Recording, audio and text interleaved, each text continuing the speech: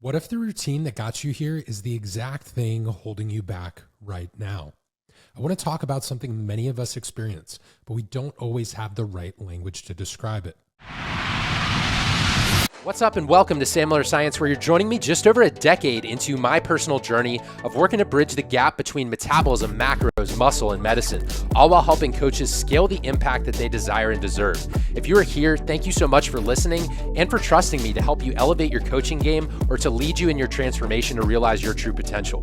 In either case, each week I'll be sharing my methods, models, and message to serve as leverage for your specific goals. Without further ado, let's get on to today's show. It's an interesting phenomenon where a routine that you've built with real discipline, a structure that you know and has been historically based on sound principles, just stops working for you. The forward momentum that you had starts to slow down or maybe even stalls out completely. And the immediate assumption for most of us, especially if we're driven people, is that this must be some type of personal failing or something wrong with us, a lack of discipline, a loss of motivation that's holding us back. But what if it's not that at all? What if it's simply the system that you designed for a previous version of yourself is no longer the right system for the person who you are today with the stressors and demands that you have in your present life? Recognizing that shift, it's not failure. It's actually a crucial point of awareness for you to be able to accomplish your future transformation goals. And that awareness is the starting point for making a more intelligent adjustment. Now, this isn't just my opinion. It's based on research. So today I want to walk through how to think about this and a framework I use for making improvements. We'll start by looking at some of the more reliable evidence-based signs that your routine may no longer be serving you. Then we'll explore a more systematic way to think about re-engineering that routine. And finally, I want to touch on a few shifts in perspective that can help you navigate this process without feeling that you're somehow broken or starting over from scratch. First, we need to unpack some signs and symptoms that a routine could be off and no longer working for you. So how do you actually notice when it's time to make a shift? It's usually not one big event. It's more of a subtle or gradual erosion of your baseline and productivity. Your body and your behavior are always providing feedback. We've talked about this in past episodes, the idea of biofeedback or symptoms and signals that we experience. Now, the key is learning how to interpret that correctly related to any goal. Now, there's a growing body of research on this. A 2025 analysis in the American Journal of Lifestyle Medicine looked at dozens of studies on this topic. What they found was a strong and consistent link between a lack of daily structure and higher levels of anxiety and even depressive symptoms. But more than that, they found that the disruption of a previous stable routine was a significant predictor for the onset of chronic conditions, from metabolic issues to even things like sleep disorders. The takeaway is that routines are kind of a biological anchor for us as humans. When that anchor starts to drag, the downstream effects for our health and well-being are real. Here are some of the more common signals to pay attention to when it comes to your routines and to see if they're still working for you. Sign number one is that your performance is declining despite consistent effort. This is often the first and most confusing sign because you're still putting in the work, you're showing up, but the overall output from that level of effort is diminishing. Whether that's in the gym, at work, or just your general capacity, you're putting in the same or even more effort, but it feels like you're getting a lesser result. In exercise science, we have a term for this. People refer to it as overtraining syndrome. And while overtraining is often debated in the exercise science space as more of an issue of under recovery, we just want to think of this as a maladaptive response to excessive load without adequate recovery. Now, what's happening on a biological level is a cascade of hormonal and inflammatory dysregulation. Your cortisol, which should follow a normal and natural rhythm, can become chronically elevated or even blunted in some cases. Your immune system goes on high alert, releasing inflammatory cytokines that contribute to the feeling of sickness and fatigue. The result is a performance decline. Now, this can last for weeks or even months in some cases. The principle is universal. It applies to any system that's under chronic load without the right recovery model to match. Now, major sign number two, or red flag to watch for, is that your sleep quality is getting worse. I always encourage people to look at their sleep as a very sensitive indicator of their overall health. You might be getting to bed on time and you might be in bed for 8 hours, but if you're waking up feeling unrefreshed or you find yourself awake in the middle of the night, it's often a sign that your routine is out of sync with that underlying biology. Now, there is a social model that's also a useful concept here. The Zeitgeber model is a German word that means time giver. And the model describes how our internal clocks are regulated not just by light and dark cycles, but our behavioral and social cues as well. A 2021 paper in the Journal of Clinical Investigation explains that we have a master clock in our brain, a suprachiasmatic nucleus that is synchronized by light, but we also have peripheral clocks in all of our organs, our liver, our muscles, our pancreas, and these peripheral clocks are synchronized by our behaviors when we eat, when we exercise, when we work, and when we even feel stimulation. When your routine creates conflict between these cues, say eating late at night or exercising at inconsistent times, this creates a state of internal desynchrony. Your master clock is on one schedule, but your organs are on another. That misalignment is associated with a whole host of issues, from metabolic problems to even mood disturbances. Now, this doesn't mean you can't ever substitute a workout time or rotate your schedule. It's just something to be mindful of, especially if your sleep has been troubling you. Sign number 3 that your routine might be off is a persistent sense of fatigue that even rest doesn't seem to touch. There's a real difference between being tired and being depleted. Tiredness is a normal physiological state that typically resolves with adequate rest.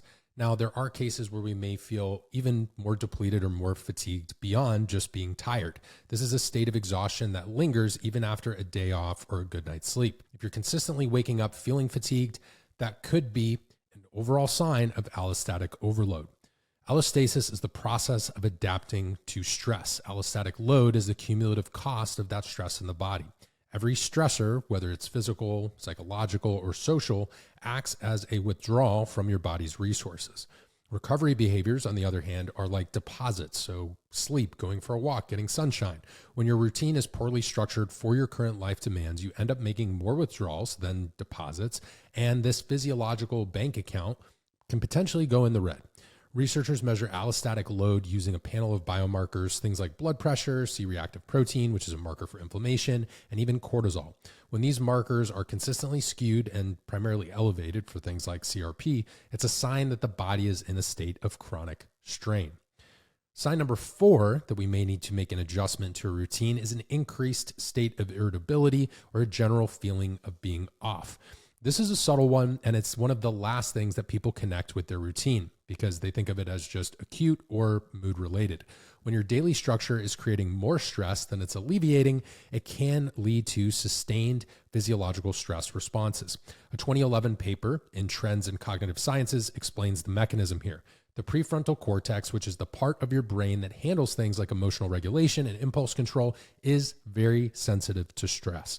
When you're in a state of chronic stress, the prefrontal cortex essentially goes offline. The brain shifts resources to more primitive and reactive parts of the brain, like the amygdala, which is the fear center. The result can manifest as a shorter fuse, a feeling of being disconnected from things you normally care about, or just a general sense of emotional flatness. This is not a personality issue or permanent trait. It's often a biological one, and your routine is a good place to start looking for the root cause. Now let's talk about some steps for actually making these improvements. Now the first is to identify your stage of change. And while it's not perfect by any means, there is something called a trans-theoretical model of change. And this is a well-validated framework for health behavior research. Now it's not perfect because people can switch between stages and these stages are not definitive. But if we start to think of change as a process, not an event, it can actually work. So the model outlines a few stages: pre-contemplation, which is not yet acknowledging the problem; contemplation, which is aware of the problem but not committed to action; preparation, which is intending to take action; and action, which is actively modifying behavior; and then maintenance, which is sustaining the new behavior.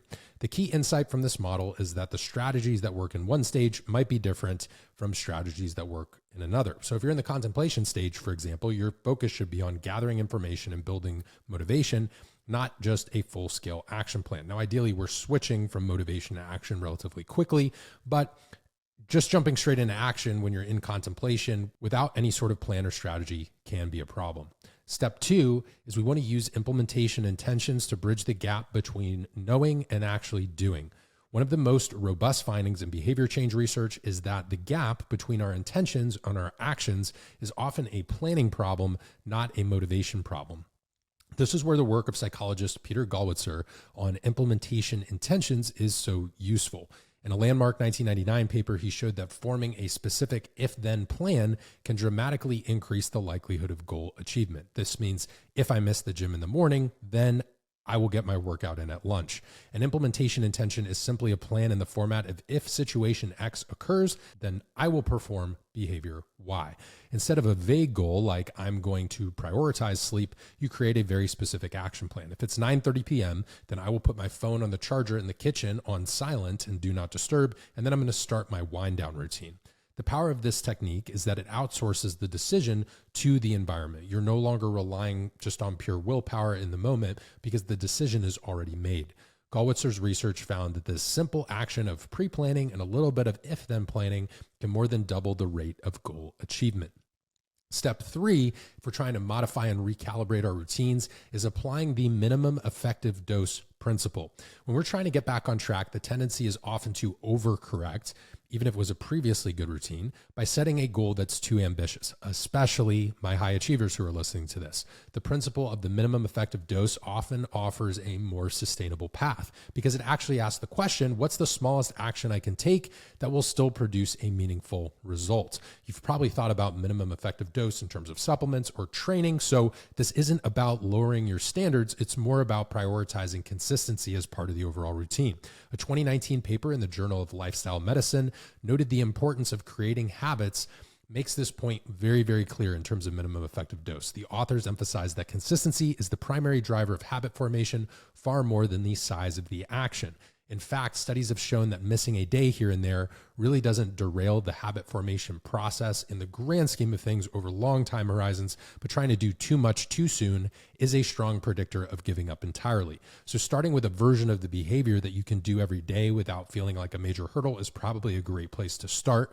Momentum is super powerful and it compounds over time, but we have to get started and have some of these if-then plans in place to keep it moving. Strategy number 3 for recalibrating our framework is just a shift in perspective. I want you to think about what is most important in this conversation because it gets to the heart of how we relate to ourselves during this process. When a routine that we've worked hard on starts to falter, the story we often tell ourselves is, I fell off, or I lost my discipline, or it's me, I'm broken. And that narrative is not only inaccurate, but it's counterproductive. Here are a few alternative ways to frame the entire experience that hopefully make you feel a little bit better as you're moving through this process to get back on track. Reframe number 1. You are updating a system, not starting from scratch. This is a subtle but important distinction that makes you feel a little bit better than starting over from square one. When a software system gets an update like Mac OS, it doesn't delete everything that came before. Instead, it builds on existing architecture. The same is true for you. Your habits, your knowledge, your physiological adaptations to the transformation you've been embarking on so far, none of that disappears when a particular routine stops working. A 2022 paper in Perspectives in Psychological Science on the neuroscience of habit formation explains that we're in the form of creating a habit, we're creating a strong neural pathway. When that habit is broken, that pathway doesn't just vanish, it becomes less dominant, but it's still there. When you re-engineer your routine, you're not really starting over from zero or completely from scratch. You're taking accumulated experience and accumulated knowledge, and you're just applying it to a new and updated system or a different way of going about things. Think of it as an update or a tweak instead of a complete restart.